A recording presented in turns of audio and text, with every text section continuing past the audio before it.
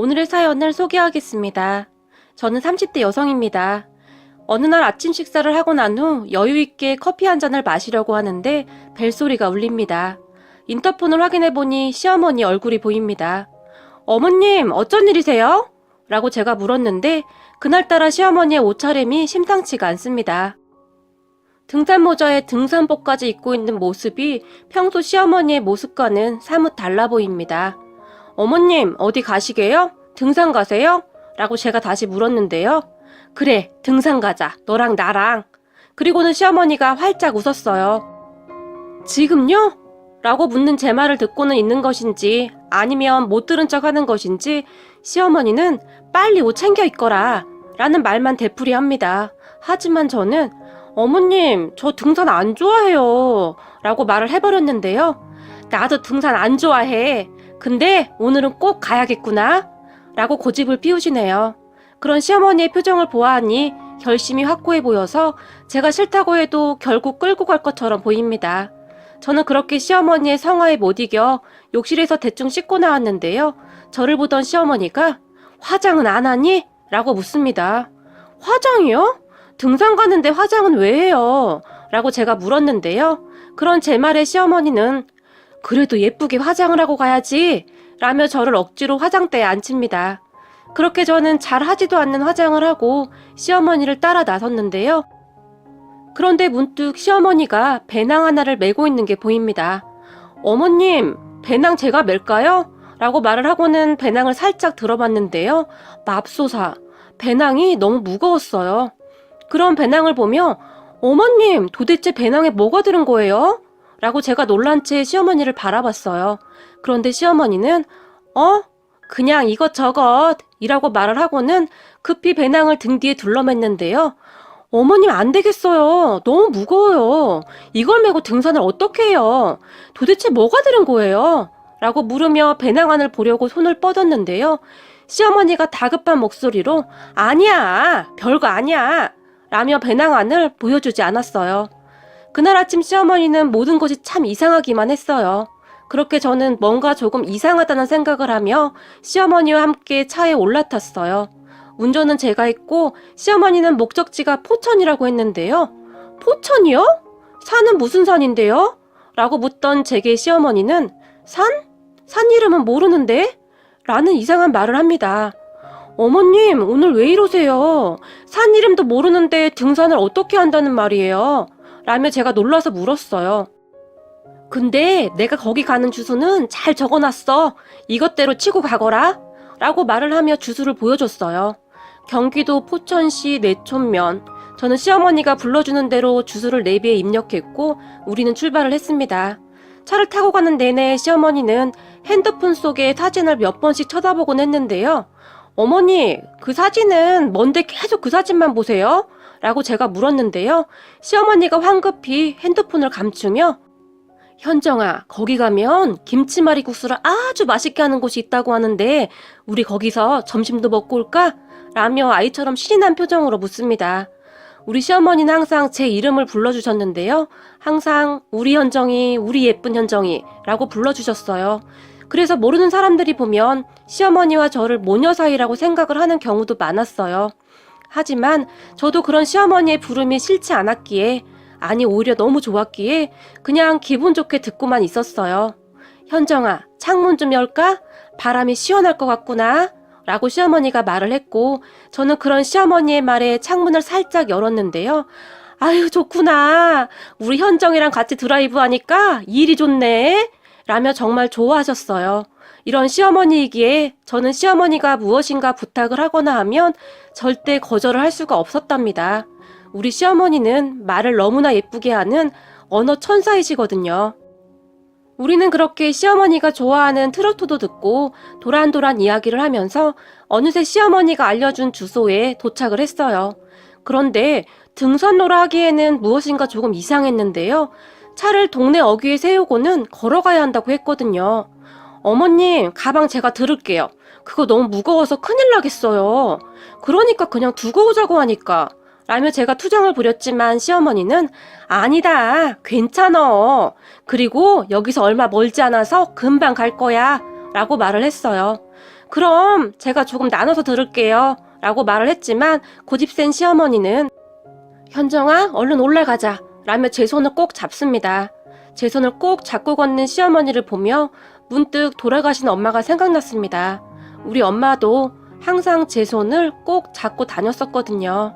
그렇게 한 10분 정도 올라갔을까요? 현정아, 너 여기 기억 안 나니? 라고 시어머니가 물었어요. 여기요? 혹시 제가 아는 곳인가요? 라고 제가 다시 물었고, 너 어릴 때 여기 몇 번 왔었다고 하던데? 너희 이모가 그러던데? 라며 시어머니가 말을 했어요. 그런데 시어머니는 말을 하다 말고는 핸드폰 사진을 뚫어지게 쳐다봅니다. 그런 시어머니의 말에 문득 주변을 둘러봤는데요.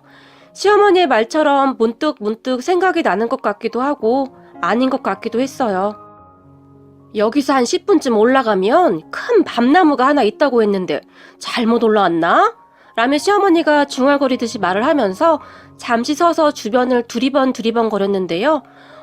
저기인가 보다. 찾았어. 라고 말을 하더니 걸음을 재촉합니다. 저도 그런 시어머니를 급히 따라갔는데요. 시어머니는 핸드폰 사진에 집중을 하느라 정신이 없어 보입니다. 그러다가는 현정아, 여기다, 여기야. 봐라, 여기 맞지? 라며 그제서야 저에게 사진 한 장을 보여줍니다. 사진 속에는 무덤 하나가 있었는데요. 거기에 조그만 묘비석도 하나 있습니다. 네, 어머님, 사진하고 똑같은데요? 라고 제가 아무 생각 없이 대답을 하고는 옆에 있던 묘비석을 자세히 봤는데요. 묘비석을 보다가 저는 그만 그 자리에 주저앉고 말았어요. 그리고 눈물이 쉴 새 없이 흘러나왔는데요. 묘비석에는 현정, 은정, 엄마, 김재원이라고 써 있었거든요. 그것을 보며 제가 어머님이 어떻게 하셨어요? 라며 목이 맨 채 물어봤는데요. 애미 마음은 다 똑같은 거 아니겠냐? 사돈이 니들 얼마나 보고 싶었겠냐? 라고 말을 했는데 정말이지 온몸에 소름이 돋을 정도로 놀랐어요. 맞습니다. 그 묘는 돌아가신 우리 엄마 묘였어요. 엄마는 몸이 많이 약했다는데 동생이 태어나고 얼마 지나지 않아서 돌아가셨어요. 한동안은 아주 어릴 때 외가 식구들과 아빠와 함께 이곳을 가끔 왔었다고 하는데 워낙 어릴 때 일이고 아빠가 재혼을 한 뒤로는 그렇게 잊고 살았던 것 같아요. 새엄마라는 사람은 질투심이 아주 많았거든요. 그렇게 눈물만 뚝뚝 흘리고 있던 저를 보며 시어머니는 현정아, 엄마가 니들을 아주 많이 사랑했던 건 알지? 눈을 감기 전 묘비에 너희들 이름을 꼭 새겨달라고 했단다. 라는 말을 하고는 시어머니가 엄마 묘를 바라보며 사돈, 그 젊디 젊은 나이에 어린 두 딸을 두고 어찌 눈을 감았소? 어때요? 우리 현정이 예쁘죠? 사돈처럼 아주 예쁘게 잘 컸네요. 그러니까 아무런 걱정하지 마세요. 라고 말을 하시면서 한동안 묘를 바라봤어요. 그러더니 시어머니가 가방 안에서 무엇인가를 주섬주섬 꺼내기 시작했는데요. 사돈이 딸기와 사과를 참 좋아했단다. 그리고 나물도 좋아했다고 하더구나. 라는 말을 하며 딸기와 사과 그리고 나물 종류를 꺼내서 접시에 가지런히 담았어요. 저는 그런 시어머니를 그저 바라만 보고 있었는데요. 시어머니는 음식들을 묘 앞에 잘 놓아두고는 오늘이 엄마 생신이라더라. 절하거라. 라고 말을 했고 저는 눈물을 뚝뚝 흘리면서 절을 했는데 목이 메어서 아무 말도 못하겠더라고요. 그렇게 시어머니와 저는 엄마 묘 앞에서 돗자리를 깔고 도란도란 이야기를 나눴어요. 저는 그렇게 시어머니와 이야기를 나누다가 어머님, 근데 여기는 어떻게 아신 거예요? 라고 물었어요. 여기 말이냐? 왜 니들 이모 있지 않냐? 그 이모한테 알아봤지? 라고 시어머니가 말을 했고 이모요? 의정부 이모 말씀하시는 거예요? 라고 제가 놀라서 물었는데요. 그래, 그 이모 말이다. 라고 짧게 말을 하고는 캔커피를 한 잔 따르시더니 조용히 묘에 뿌리셨어요. 그리고는 이모 말이 엄마가 커피를 아주 좋아했단다. 근데 아주 달달한 커피를 좋아했다는데 사돈 입에 맞을라나 모르겠네. 라고 중얼거리듯이 말을 했어요. 잠시 후 시어머니가 다시 입을 뗐는데요. 너 결혼할 때 너 이모한테 전화가 한 통 왔었다. 니들이 결혼하기 전에 이모를 찾아갔었다며. 그때 이모가 네 남편한테 내 전화번호를 물어봤더구나. 그리고 네 남편이 나한테 전화번호를 알려드려도 되냐고 물어왔고 그래서 내가 그러라고 했다. 라고 말을 했어요. 그리고 제 입에서는 아 라는 짧은 감탄사가 새어나왔고 시어머니는 계속해서 그렇게 너희 이모를 만났어. 그런데 이모가 어찌나 눈물을 흘리던지 가슴이 아파서 아주 혼났다. 니들 새엄마 눈치 보느라고 잘 만나지도 못했다며. 가끔 학교 앞에 찾아가긴 했다고 하던데 니들한테 용돈이라도 줄까 해서. 그런데 그것마저도 라고 말을 하다가는 입을 다물어 버렸어요. 저는 그런 시어머니의 말에 목이 맨 채 고개만 끄덕였어요. 맞아요. 엄마가 돌아가신 후 이모만이 우리를 가끔 챙겼어요. 한 번은 동생 생일이라고 찾아와서 피자랑 스파게티 그런 것을 사줬던 것 같아요. 그리고 제 주머니에 용돈을 넣어주며 현정아, 나중에 은정이 먹고 싶은 거 사줘. 알았지? 그리고 엄마한테는 이모 만났다고 절대 말하면 안 돼. 라고 제 입단속을 시켰지만 집에 도착한 후 새엄마가 우리에게 어디 갔다 온 것이냐고 추궁을 하기 시작했고 잔뜩 겁을 먹은 동생이 다 말을 해버리고 말았는데요. 그날 밤 새엄마와 아빠가 싸우고 난리가 났었어요. 이모라는 사람이 생각이 있는 거야, 없는 거야? 이럴수록 애들한테 좋을 게 하나도 없어. 그 이모라는 사람 애들이랑 나랑 사이 안 좋게 하려고 중간에서 이간질하는 거라고. 라며 아빠에게 소리를 질러댔고 그런 새엄마에게 뭘 그렇게까지 말해. 처제 그런 사람 아니야. 그래도 이모인데 조카들이 보고 싶었겠지. 핏줄이 땡긴다는데 어떡하겠어. 내가 주의시킬게. 라고 아빠가 말을 했어요. 하지만 새엄마는 그런 아빠에게 뭐? 처제? 누가 처제야? 당신 처제는 이제 내 동생뿐이잖아. 당신 말 이상하게 한다. 내가 지금 애 둘 딸린 당신 만나서 개고생하는데 당신 어쩜 이럴 수가 있어? 라며 소리를 질러댔어요.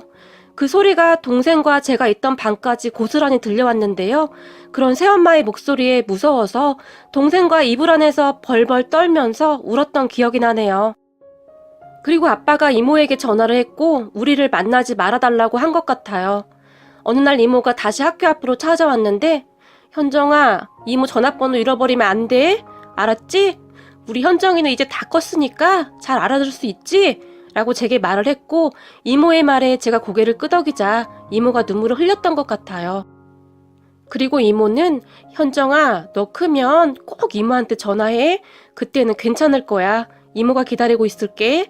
그리고 은정이 네가 잘 챙겨야 하는 거 알지? 라고 말을 하며 갔었는데 그때 당시 비록 어린 나이였지만 저는 이모의 전화번호를 잊지 않기 위해 참 많이 노력했던 것 같아요. 이모만이 유일한 우리 편이었으니까요. 그런 이모마저 못 본다는 사실이 너무 무서웠거든요. 그 뒤 새엄마가 저에게 몹쓸 짓을 할 때마다 이모에게 전화를 해서 울곤 했었어요. 그것도 새엄마 몰래 하느라 참 힘들었었는데 제가 대학에 가고 나서부터는 이모와 다시 만날 수 있었어요. 어느 날 이모 집에 갔는데 이모가 저를 꼭 끌어안고는 훌쩍이며 울기도 했어요. 그리고 그 뒤 이모는 우리를 계속 챙겼는데요. 이모 말로는 돌아가신 엄마가 이모에게 비상금을 조금 맡겼다고 했어요. 언니가 병이 난 걸 알고부터 얼마 못 살 걸 알았던 것인지 나한테 너희들을 그렇게 부탁했어. 니들 아빠야 젊은이 재혼을 할 것이라고 생각했던 것 같고 새엄마 밑에서 자랄 니들 생각에 맨날 눈물바람이었어. 한 번은 나한테 통장과 카드를 주면서 돈을 찾아오라고 하더니 니들 커서 결혼할 때 주라면서 내 손에 꼭 쥐어주더라 라고 말을 했는데 이미 이모의 얼굴은 눈물 범벅이었어요. 엄마는 죽음을 눈앞에 두고서도 마음 편히 눈을 감을 수가 없었던 것입니다. 아직은 너무나 어린 딸들이 얼마나 눈에 밟혔을까요? 그런 엄마의 마음이 고스란히 와닿아서 가슴이 시리도록 아파왔어요. 그리고 이모는 항상 우리 자매를 챙겼어요. 하지만 앞에 나서지는 못했고 제 결혼식에서조차 보이지 않는 곳에 숨어서 지켜봤어요. 결혼식장에서 가족들과 사진 촬영을 하는데 저 멀리서 이모가 보였는데요. 안 보이는 곳에 몸을 숨긴 채 홀로 눈물을 닦고 있는 이모의 모습이 순간 제 눈에 들어와 버렸고 제가 드레스를 입은 채 그런 이모에게 다가갔는데요. 제가 다가오는 모습을 보던 이모가 놀라서 급히 도망가 버렸어요. 그런 이모를 보며 제가 이모!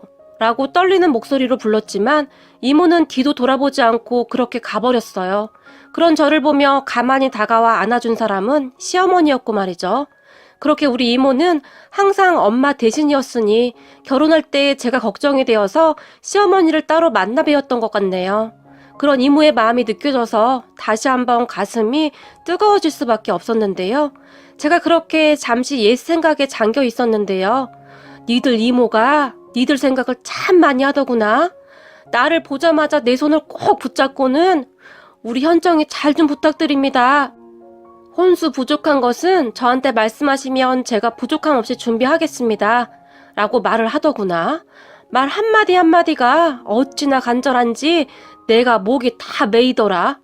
그렇게 이모랑 나랑 친해졌어. 이모와 내가 성격이 아주 비슷하더구나. 지금은 언니 동생하고 지내고 있어. 라고 말을 하고는 얼굴에 미소를 지었어요. 그리고 시어머니는 계속 말을 했는데요. 네 이모가 그동안 니들 엄마 산수를 계속 찾아와서 지켰더구나. 그런 이모 말을 듣고 내가 산수 이치를 물어봤어. 이제부터 우리가 지키겠다고. 이모가 처음에는 놀랐는데 나중에는 그렇게 눈물을 흘리며 좋아하더구나. 너희 엄마가 드디어 니들 모습 보게 되었다고 말이야. 그렇게 사진을 받아서 찾아온 거란다. 이제부터 엄마 제사도 우리가 지내자꾸나. 라며 시어머니가 활짝 웃었어요. 그리고 잠시 후 시어머니가 엄마에게 말을 걸었어요. 마치 엄마가 옆에 있다는 듯이. 사돈, 은정이 말입니다. 은정이 결혼할 때도 제가 잘 챙겨 보낼 테니 아무 걱정 안 하셔도 됩니다. 그리고 다음에 올 때는 우리 은정이도 같이 데리고 올게요. 라고 말을 했어요. 곧 결혼을 앞뒀던 동생을 두고 하는 말인 듯 했는데요. 시어머니는 그렇게 엄마와의 약속을 지켰습니다. 동생 결혼식 때 정말 부족함 없이 준비를 해줬거든요. 그때쯤 우리는 친정 식구들하고는 인연을 끊었으니까요. 동생, 그러니까 새엄마가 낳은 아들이 사고를 정말 많이 치고 다녔었는데요. 돈을 좀 모으려고 하면 새엄마가 돈 좀 빌려달라고 연락이 왔었고 그렇게 가지고 가고 나면 입을 싹 닦았는데요. 제가 돈 이야기를 할 때마다 새엄마는 하나밖에 없는 네 남동생인데 그걸 꼭 받아야겠니? 라며 갖은 짜증을 다 냈어요. 정말 지옥 같은 생활이었네요. 그런데 결혼을 하고도 새엄마는 지속적으로 돈 요구를 했어요. 그래서 그런 새엄마와 대판 싸운 적이 있었는데요. 남동생이 부동산 다단계 사기인가 뭔가를 쳤다는데 구치소에 수감되어 있다고 하면서 또 돈을 달라고 하더라고요. 변호사를 고용해야 한다고 말이죠. 계속 반복되는 일이다 보니 제가 거절을 했고 새엄마는 방방 뛰고 난리가 났었어요. 때마침 시어머니가 반찬을 주겠다며 우리 집에 오셨는데 집이 가까워서 자주 오셨거든요. 엄마 정이 그리워서 그랬는지 저는 그런 시어머니가 무척 좋았어요. 시어머니가 저에게 전화와 문자를 했다고 하는데 새엄마 때문에 보지도 못했고 와서 배를 누르셨다는데 문을 열 생각도 못하고 있었고 말이죠. 그런데 집안에서 고래고래 소리를 지르는 소리가 들리니까 시어머니가 남편에게 비밀번호를 물어봐서 안으로 들어오셨는데요. 마침 새엄마가 저의 등짝을 마구마구 때리고 고함을 지르는 것을 보고는 시어머니가 순식간에 그런 새엄마를 밀쳐버렸어요. 그리고는 한 번만 더 우리 현정이한테 손만 대봐. 내가 아주 가만 안 둬. 라며 쓰러져 있던 새엄마에게 고함을 치셨어요. 그리고는 시어머니가 어디 감히 내 자식을 때려? 라며 다시 한번 말을 했고 그런 시어머니를 보며 새엄마가 얘가 왜 당신 딸이에요? 내 딸인데. 라고 소리를 질렀어요. 그런 새엄마의 말을 듣던 시어머니가 엄마가 딸을 그렇게 때리는가? 어떤 엄마가 그래요? 라며 다시 엄마에게 말을 했고 이봐요. 얘는 내 딸이거든요. 며느리가 어떻게 딸이 돼? 말이 되는 소리를 해야지. 라고 새엄마가 소리쳤어요. 하지만 시어머니도 절대 지지 않았는데요. 그러는 당신하고도 피 한 방울 안 섞였잖아. 라고 새엄마에게 큰 목소리로 말을 했어요. 저는 그동안 시어머니가 그렇게 화를 내는 모습은 본 적이 없었던 것 같네요. 그런 시어머니의 모습에 놀랐던지 새엄마가 뭐라고 중얼중얼 거리면서 가버렸는데요. 그때 이후 저는 친정에 돈을 한 푼도 주지 않았어요. 돈이 없으니 난리가 난 모양인데 나중에 들리는 소식으로는 동생이 결국 구치소에서 교도소로 이감되었다는데 법원에서 형이 확정된 모양이더라고요. 잘못을 했으면 벌을 받아야 한다고 생각합니다. 부동산 사기쳐서 피해자들은 난리가 났다는데 저는 당연하다고 생각해요. 어디 할 짓이 없어서 그런 사기를 치나요? 그렇게 친정과는 인연을 끊을 수밖에 없었어요. 하지만 저는 마음이 더 편해졌어요. 요즘도 가끔 새엄마가 미친 듯이 달라드는 꿈을 꾸긴 하지만 꿈인 것을 알고는 안도하고 있답니다. 그렇게 시어머니는 이모와 함께 제 동생 결혼까지 다 챙겼어요. 제가 결혼할 당시에 우리는 먹고 죽으려고 해도 돈 하나도 없다 라고 말하던 새엄마와는 너무 달라서 가슴이 아리도록 감사하고 또 감사했습니다. 그 뒤에도 시어머니와 엄마 산소에 자주 갔는데요. 갈 때마다 시어머니 좋아하는 김치말이 국수도 꼭 먹고 왔는데 시어머니가 아이처럼 그렇게 해맑게 웃을 수가 없네요. 그런 시어머니 얼굴이 너무 밝아 눈이 부셔 눈물이 날 정도였습니다. 이러한 소중한 가족이 있다는 것에 정말 감사드릴 뿐입니다. 항상 감사하는 마음으로 열심히 하루하루 살아가겠습니다. 그리고 이모, 이제 우리 걱정 조금만 해도 돼요. 우리 시어머님과 우리 이모 사랑합니다. 항상 아프지 마시고 건강하세요. 오늘의 사연은 여기까지였습니다. 즐겁게 보셨다면 구독, 좋아요 부탁드립니다. 고맙습니다.